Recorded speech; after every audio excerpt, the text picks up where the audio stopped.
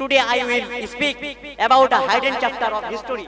আজকে ইতিহাসে লুকিয়ে থাকা কয়েকটি চ্যাপ্টার নিয়ে আমি আপনাদের সঙ্গে কথা বলবো। আমরা জানি ভারতবর্ষ স্বাধীন, ভারতবর্ষ স্বাধীন।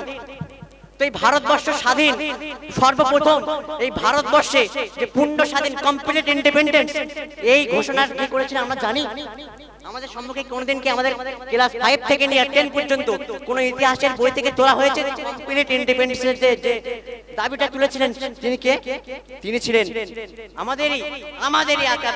আমাদেরই আকাবির জানার নাম ছিল হাসারাত মোহানি। এই ইতিহাসগুলো আমাদেরকে জানানো হয় না।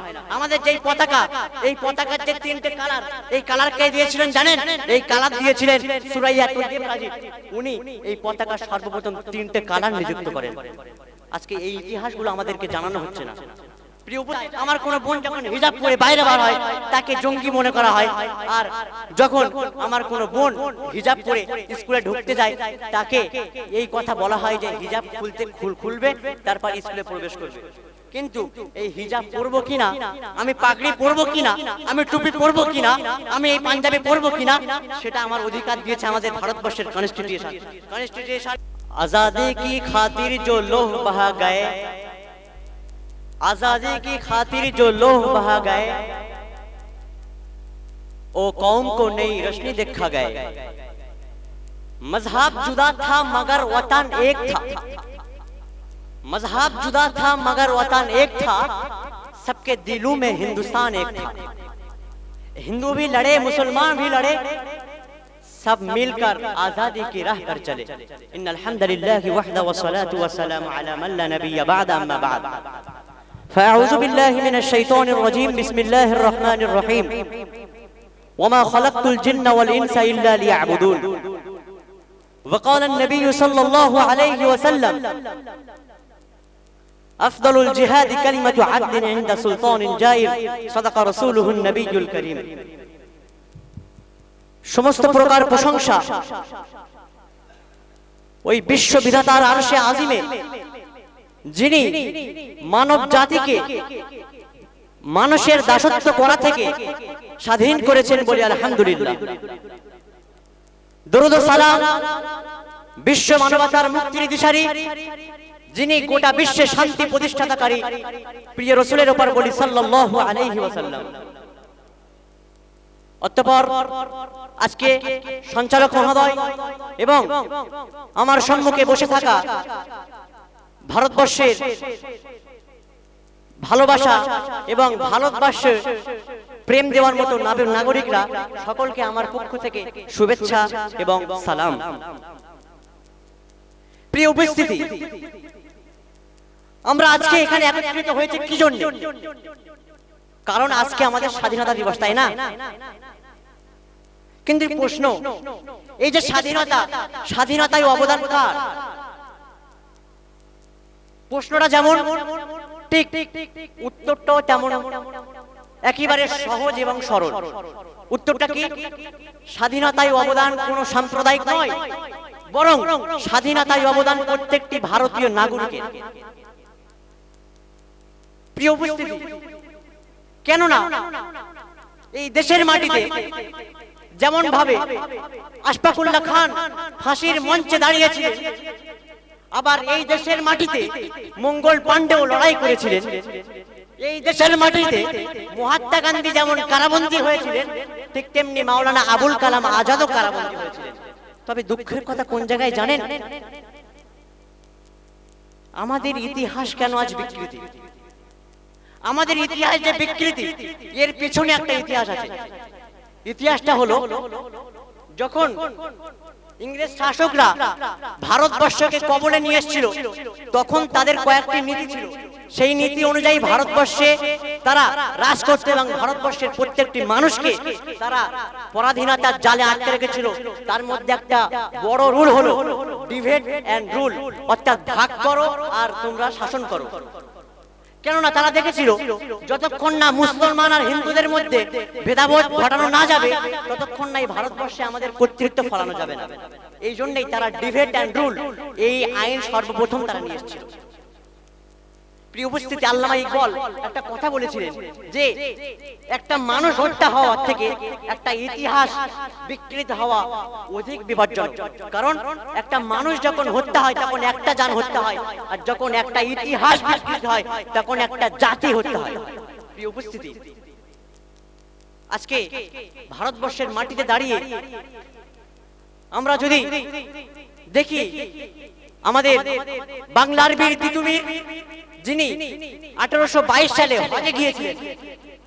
আমরা জানি হজে যাওয়া মানে শুধু ইবাদত করা, কিন্তু আমাদের বাংলার বীর তিতুমির যখন হজে গিয়েছিলেন, হজে গিয়ে যেমন খানায় খাওয়ার তওয়াব করেছিলেন, ঠিক তেমনি ওখানে তখন উপস্থিত ছিলেন আমাদের ভারতবর্ষের আরেকজন লোক যার নাম সৈয়দ আহমদ বেরলভী রহমাতুল্লাহ আলাইহি।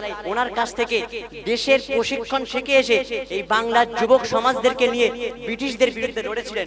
মুসলমানরা শুধু হজ করে না, নামাজ পড়ে না, মুসলমানরাই হজ এবং নামাজকে যেমন একটা ঈমানের অঙ্গ মনে করে, এই দেশকে কিভাবে অত্যাচারের কবল থেকে বাঁচানো যায় সেটাও একটা ঈমানের অঙ্গ মনে করে। প্রিয় উপস্থিতি, শুধু তাই নয়, আজকে এই দেশ থেকে মুছে যাচ্ছে আমাদের আকাবিরদের এক এক করে নাম। প্রিয় উপস্থিতি, আমরা জানি আচার্য প্রফুল্লচন্দ্র রায়ের কথা। আচার্য প্রফুল্লচন্দ্র রায় তিনি ছিলেন একজন, যাকে বলা হতো যে ফাদার অফ ইন্ডিয়ান কেমিস্ট্রি, অর্থাৎ ভারতবর্ষের কেমিস্ট্রির যিনি জনক।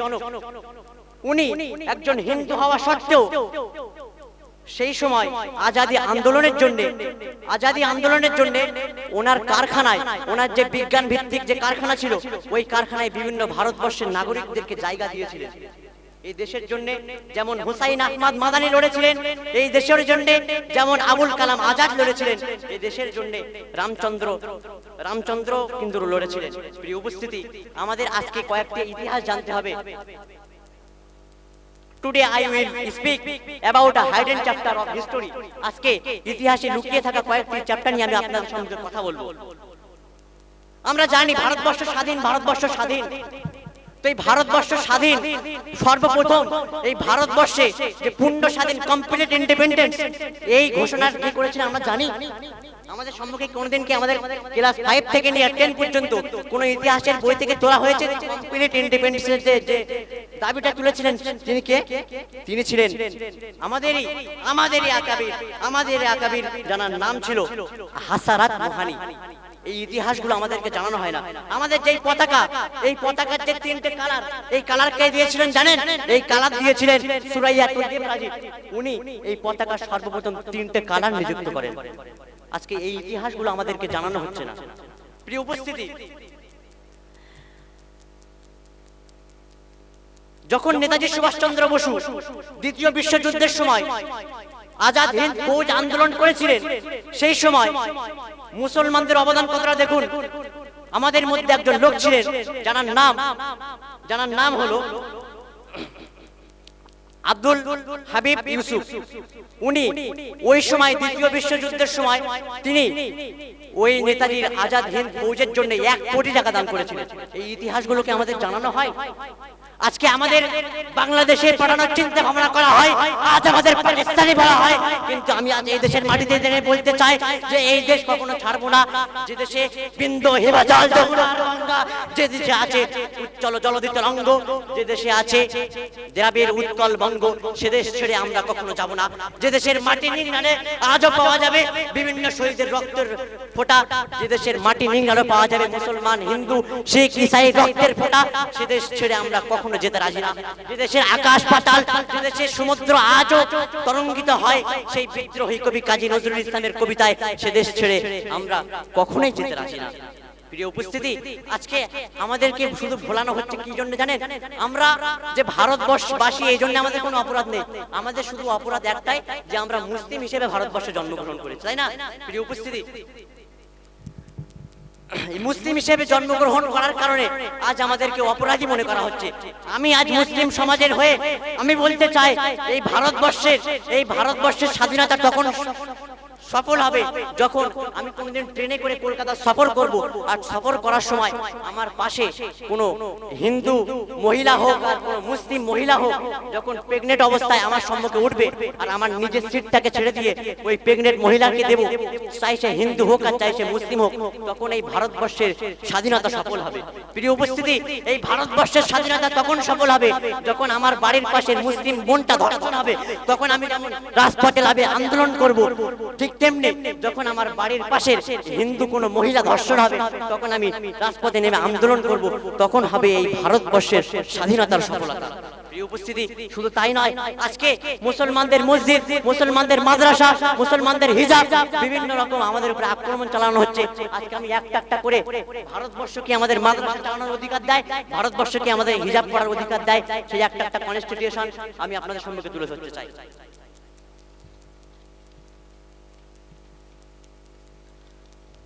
আজকে যারা বলছেন যে ভারতবর্ষের মাদ্রাসাগুলো রাখার দরকার নেই, কারণ মাদ্রাসায় আরবি শিক্ষা দেওয়া হয়, মাদ্রাসায় আরবি শিক্ষা দেওয়া হয়, তাই আমি বলি কোথাকার তুমি কোন পাল, হরিদাস পাল আমি দেখতে যাব না, আমি আমার কনস্টিটিউশনকে হাতে নিয়ে এইভাবে লড়াই করব যে এই কনস্টিটিউশনের মধ্যে লেখা আছে এই মাদ্রাসা চালাতে পারবো, আর আমি আমার মাদ্রাসায় আরবি শিক্ষা দিতে পারবো। কনস্টিটিউশন অফ ইন্ডিয়ার article number 25, freedom of religion, আমার একটুখানি ভুল হলো, article number 31, right of minorities to establish and administer educational institutions. All minorities, whether based on religion or language, shall have the right to establish and administer educational institutions of their choice. আমি English পড়ে শোনালাম, এর বাংলাটা আমি ব্যাখ্যা করছি।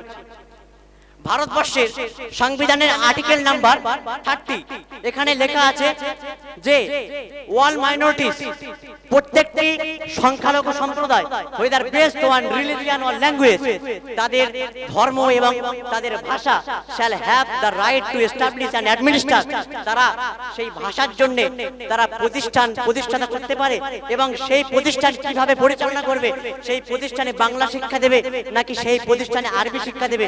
Constitution of ইন্ডিয়ার article number 30 শেষ অংশে বলছেন যে shall have the right to establish and administer educational institution of their choice, অর্থাৎ সেই প্রতিষ্ঠানের মধ্যে কোন ভাষা, আরবি ভাষা, হিন্দি ভাষা নাকি ফারসি ভাষা, কোন ভাষায় তারা শিক্ষা দেবে সেটা তাদের চয়েস, অর্থাৎ তারা যেটা মনে করবে সেটা করতে পারে। তবে আমি এর পাশে একটা কথা বলি যে আমাদের সংবিধান যে আমাদের ছাড় দিয়েছে আরবি ভাষা শেখার জন্য, আমাদের সংবিধান ছাড় দিয়েছে উর্দু ভাষা শেখার জন্য, তাই বলে বাংলাও আমাদের মাতৃভাষা, এই জন্য আমাদের বাংলাও শেখা দরকার। আমাদের সকলকে বাংলার প্রতি, এবং বর্তমান আন্তর্জাতিক মানের ভাষা চলছে ইংলিশ, এই জন্য আমাদের প্রত্যেকটি মাদ্রাসার ছাত্রকে ইংলিশও শেখানো আমাদের দরকার। দ্বিতীয় প্রশ্নে আসি, আজকে আমার কোনো বোন যখন কলেজে যায়, আমার কোনো বোন যখন হিজাব পরে বাইরে বার হয় তাকে জঙ্গি মনে করা হয়, আর যখন আমার কোনো বোন হিজাব পরে স্কুলে ঢুকতে যায় তাকে এই কথা বলা হয় যে হিজাব খুলবে তারপর স্কুলে প্রবেশ করবে। কিন্তু এই হিজাব পরবো কিনা, আমি পাগড়ি পরবো কিনা, আমি টুপি পরবো কিনা, আমি এই পাঞ্জাবি পরবো কিনা, সেটা আমার অধিকার দিয়েছে আমাদের ভারতবর্ষের কনস্টিটিউশন। কনস্টিটিউশনের article number 25, freedom of religion, অর্থাৎ ধর্মীয় স্বাধীনতা, subject to public order, morality and health and to the other provision of this part, all persons are equally entitled to freedom of conscience and the right freely to profess, practice and propagate religion. এর মধ্যে কি বলেছেন যে subject to public order, প্রত্যেকটি জনগণের শান্তির দিকে লক্ষ্য রেখে, এবং এন্ড হেলথ, এবং স্বাস্থ্যকে লক্ষ্য রেখে, to other provision of this part, এর মানে হলো সংবিধানের প্রত্যেকটি ধারাকে লক্ষ্য রেখে অল পারসন, প্রত্যেকটি সম্প্রদায়, আর equally entitled to freedom of conscience and the right freely to profess, যে প্রত্যেকটি সম্প্রদায়ের লোক তারা জনগণের শান্তি এবং নিজের সুস্থতা এবং সংবিধানের প্রত্যেকটি নিয়ম নীতি মেনে তারা এই দেশের মধ্যে স্বাধীন চিন্তা ভাবনা নিয়ে বাঁচতে পারবে এবং সে স্বাধীন চিন্তা ভাবনা নিয়ে কোন ধর্মটা গ্রহণ করবে না করবে সেটা তার স্বাধীন, এবং সে তার ধর্মকে কিভাবে প্রচার করবে এই বিষয়ে সে স্বাধীন। তাহলে আমার যদি ইসলাম ধর্ম গ্রহণ করার এই স্বাধীনতা আমার দেশ দিয়ে থাকে, তাহলে ইসলাম ধর্মের একটা পাঠ হলো হিজাব পরা, ইসলাম ধর্মের একটা পাঠ হলো টুপি পরা, ইসলাম ধর্মের একটা পাঠ হলো এই সুন্নাতি লেবাস পরা। তাহলে যে দেশ, যে কনস্টিটিউশন আমাদেরকে অধিকার দিয়েছে ধর্মকে গ্রহণ করা, সেই কনস্টিটিউশন কি আমাদেরকে অধিকার দেয়নি হিজাব পরার? তাই আপনারা যারা হিজাবের উপরে হামলা চালাচ্ছেন, আপনারা যারা পাগড়ি দেখে হামলা চালাচ্ছেন, আপনারা যারা টুপির উপরে হামলা চালাচ্ছেন, তারা প্রকৃতপক্ষে এই আমাদের টুপি এবং হিজাবের উপরে হামলা চালাচ্ছেন না, তারা বরং হামলাটা চালাচ্ছেন আমাদের ভারতবর্ষের কনস্টিটিউশনের উপরে। তাই ভারতবর্ষের প্রত্যেকটি বিচার বিভাগের লোক এবং ভারতবর্ষের প্রত্যেকটি আইনজীবীকে আমি বলবো যে যারা ভারতবর্ষের কনস্টিটিউশনের উপরে হামলা করে তাদের বিচার আপনারা ন্যায্য বিচার করুন। আজ আমি গর্বের সাথে বলতে পারি যে একেবারে এখনো পর্যন্ত ভারত বিগড়ে যায়নি। এখনো কোর্টে গেলে, এখনো সুপ্রিম কোর্টে গেলে ন্যায়পরায়ণ উকিল পাওয়া যায়, ন্যায়পরায়ণ জজ পাওয়া যায়। ওই সমস্ত জজ, ওই সমস্ত উকিলদেরকে আমি স্যালুট জানাই। আজকে এই ৮০তম স্বাধীনতা দিবসে ওই সমস্ত বিচারকদেরকে আমি স্যালুট জানাই। আজও যারা সেই পার্লামেন্ট, যারা সুপ্রিম কোর্টে বসে এখনো মুসলমানদের কথা চিন্তা রেখে, সংখ্যালঘুদের কথা চিন্তা রেখে এবং প্রত্যেকটি জাতি ধর্ম বর্ণ নির্বিশেষে সকলের কথা চিন্তা রেখে তাদের কলমটা সত্যের পথে তারা ব্যবহার করছে, তাদেরকে আমি আমার তরফ থেকে তাদের শুভেচ্ছা এবং সালাম জানাই। প্রিয় উপস্থিতি, এই আমার জীবন, আমি হয়তো 50 থেকে 60 বছর বাঁচবো, তো যতদিন বাঁচবো আমি ইনসাফের সাথে বাঁচবো। কারণ যখন ব্রিটিশরা এই দেশকে শাসন করতে এসেছিল তখন নেতাজি সুভাষচন্দ্র বসু লড়েছিলেন, আবুল কালাম আজাদ লড়েছিলেন, আর ওর বিপরীত পক্ষে কিন্তু যারা নাহাকের উপরে ছিল, যারা দেশদ্রোহী ছিল, তারাও কিন্তু লড়েছিল। শুধু পার্থক্য কোনটা? তারাও মরে গেছে, নেতাজি সুভাষচন্দ্র বসু, আবুল কালাম আজাদ তারা দুনিয়া থেকে চলে গেছে। শুধু পার্থক্য এতটাই যে নেতাজি সুভাষচন্দ্র মারা যাওয়ার পরে আজকে আমাদের কলকাতার বুকে ইন্টারন্যাশনাল বিমানবন্দর যেটা নেতাজি সুভাষচন্দ্র বোসের নামে হয়েছে। আজকে আবুল কালাম আজাদ মারা যাওয়ার পরে আজকে আমাদের দেশে আবুল কালাম আজাদ কলেজ তৈরি হচ্ছে। আর যারা এই দেশের বিদ্রোহিতা করেছিল তাদের নামে কলেজ না এয়ারপোর্ট না তাদের নামে একটা গালের প্ল্যাটফর্ম তৈরি হচ্ছে, সেটা আপনারা লক্ষ্য করতে পারছেন। তাই আমার জীবনটা ওই দেশদ্রোহীর মতো না কাটিয়ে আমার 50 বছরের জীবন, আমার 60 বছরের জীবন যদি দেশের জন্য একটু নেতাজি সুভাষচন্দ্রের মতো, একটু যদি আচার্য প্রফুল্ল চন্দ্র রায়ের মতো, একটু যদি হোসাইন আহমদ মাদানির মতো যদি আমার জীবনটা এই দেশের মধ্যে দিতে পারি, তাহলে মানুষ অবশ্যই যেমন নেতাজিকে স্মরণ রেখেছে ঠিক তেমনি আমাদেরকে স্মরণ রাখতে বাধ্য হবে ইনশাআল্লাহ। প্রিয় উপস্থিতি, আমি আমার কথা শেষ করতে চাই। সর্বশেষ যে কথা, যে ভারতবর্ষের প্রত্যেকটি সম্প্রদায় এক হয়ে মুসলিমদেরকে দুর্বল মনে করছে।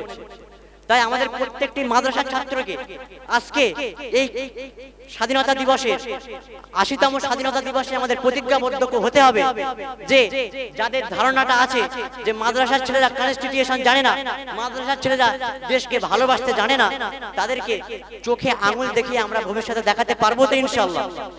ইনশাআল্লাহ আজ থেকে আমরা প্রতিজ্ঞাবদ্ধ হই যে আমরাও দেশের কনস্টিটিউশন পড়বো, আমরাও দেশের জন্য লড়বো, আমরাও সুভাষচন্দ্রের মতো লড়বো, আমরাও নজরুলের মতো বিদ্রোহী কবিতা গাইবো। এই বলে আমি আমার বক্তব্য ইতি করতে চাই। আমার বক্তব্যের শেষ অংশে আমি একটা স্লোগান দিতে চাই, different religion one nation, different identities one dream. Different religion one nation, different identities one dream. আমাদের ধর্ম আলাদা, আমাদের দেশ এক, আমাদের পরিচয় আলাদা, আমাদের স্বপ্ন এক। আসসালামু আলাইকুম ওয়া রাহমাতুল্লাহি ওয়া বারাকাতুহু।